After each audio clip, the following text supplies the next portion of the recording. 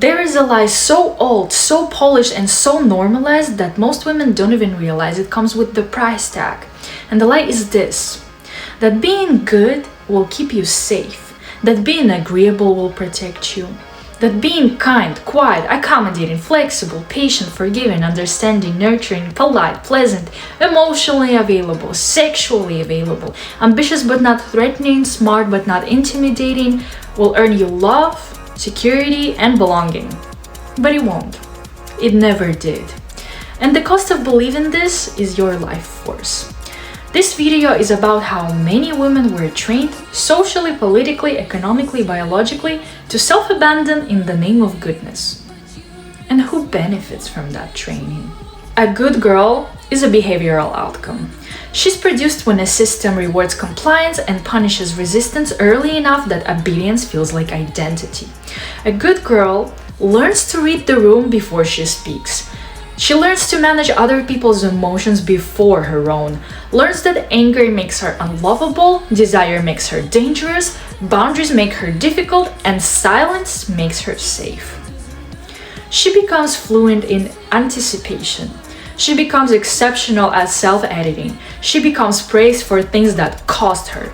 And because she's praised, she doesn't question the bill. It starts in childhood. Little girls are rewarded for compliance, prettiness, politeness, emotional caretaking, while little boys are rewarded for assertion, curiosity, risk, disruption. Girls are corrected, boys are explored. Girls are told to behave, boys are told to be calm. By the time a girl becomes a woman, she has internalized a rule so deep it feels natural. If I'm easy to be around, I am worthy. And that belief alone powers entire economies. A population of compliant women is politically useful. Women who doubt themselves, don't demand better healthcare, don't challenge exploitative labor, don't question unpaid emotional work, don't take up space in decision-making. A good woman absorbs pressure quietly. She carries families, institutions, dysfunction, men's unprocessed emotions, and systems that refuse to change. And when she breaks under the weight, she's told she's anxious, hormonal, unstable, or even ungrateful. Never exploited. Patriarchy is a hierarchical system that ranks traits. Traits associated with masculinity are dominance, logic, ambition, authority. Traits associated with femininity are empathy, receptivity, emotional labor, sacrifice. System trains women to give endlessly and trains men to receive without noticing the cost. This is why good girls burn out, nice women get used, why women who comply are rewarded with more labor, but not more respect. Somewhere along the way, feminism got diluted into performance. Be empowered, but still likable. Be independent, but not inconvenient. Be sexual, but not threatening. Be ambitious, but grateful for crap. Scraps. Women were told they were free because they could now work like men, carry financial stress like men, perform emotional labor like women, and maintain beauty standards like products. Freedom without structural change is not freedom. It's double duty. Structural changes I want to see in the world. Paid parental leave that does not stall careers. Wages that account for caregiving labor. No motherhood penalty. No expectation that women absorb unpaid care work. If society depends on women's labor to survive, that labor must be protected and compensated. I want to see work systems built for human bodies, not just male default bodies. And structural change in that area would look like flexible work without career penalty, no glorification of burnout, recognition of hormonal cycles, pregnancy, postpartum, and menopause. Healthcare that takes female pain seriously. A system that requires women to override their bodies is extractive. I want to see sexual liberation without economic or social punishment. And structural change would look like Women are not punished for desire or refusal, and worth is not tied to attractiveness. A choice with a penalty called ultimatum. I want power without likability requirements. Men are allowed to be difficult, direct, focused, and structural change here would mean that women are allowed the same without being socially or professionally penalized.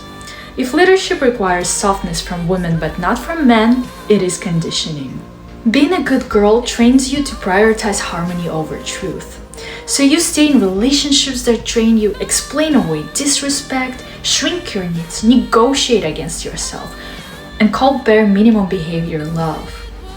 You don't ask, is this enough for me? You ask, am I asking for too much? You don't. And the moment you stop being good, you are labeled cold, difficult, selfish, dramatic, intimidating. This is social enforcement. And your body knows when you betray yourself. The cost can show up as chronic fatigue, anxiety, autoimmune issues, hormonal dysregulation, loss of libido, depression that doesn't respond to positivity. And this isn't weakness, it's intelligence. Your nervous system was never designed to suppress truth indefinitely. The good girl lives in a state of low-grade survival, always monitoring, adjusting, performing safety. Many women defend the good girl role because it once protected them. Compliance can be a survival strategy. Silence can keep you safe. Niceness can reduce harm. But a strategy that saved you once can still imprison you later. The system counts on women confusing safety with fulfillment. So what happens when a woman stops being good? She becomes honest, inconvenient, clear, selective, unapologetic, protects her boundaries and energy. And the world responds to that fast. She's gonna lose conditional approval, access to weak men, praise for self-sacrifice. But she's gonna gain energy, clarity, power, creative force, and discernment. She stops asking to be chosen, she chooses. Leaving the good girl doesn't mean becoming heartless, it means becoming self-respecting. Compassion without boundaries is self-erasure. Kindness without self-loyalty is submission. A woman who knows her worth does not need to dominate. She does not need to perform rage. She simply stops explaining herself, and that is terrifying to systems built on her silence. Let's go over the list of who benefits when women stay agreeable. Employers who get unpaid emotional labor. Partners who never have to self-develop. Institutions that rely on female over-functioning. Systems that require women to absorb discomfort quietly. And who profits when women doubt themselves? Industries built on insecurity. Beauty markets that monetize self-surveillance. Workplaces that underpay capable women. Power structures that fear female certainty. And who's more comfortable when women stay small? Men who confuse dominance with worth. Systems that collapse if women withdraw labor. Cultures that depend on female self-sacrifice. Anyone whose authority requires women's silence. Women being good has never been moral. It has been useful. I want you to ask yourself this. Who benefits when I stay agreeable? Who profits when I doubt myself? Who is more comfortable when I stay small? What would my life look like if I stopped being good and started being true? Women are done paying for a system that was never designed to love them back.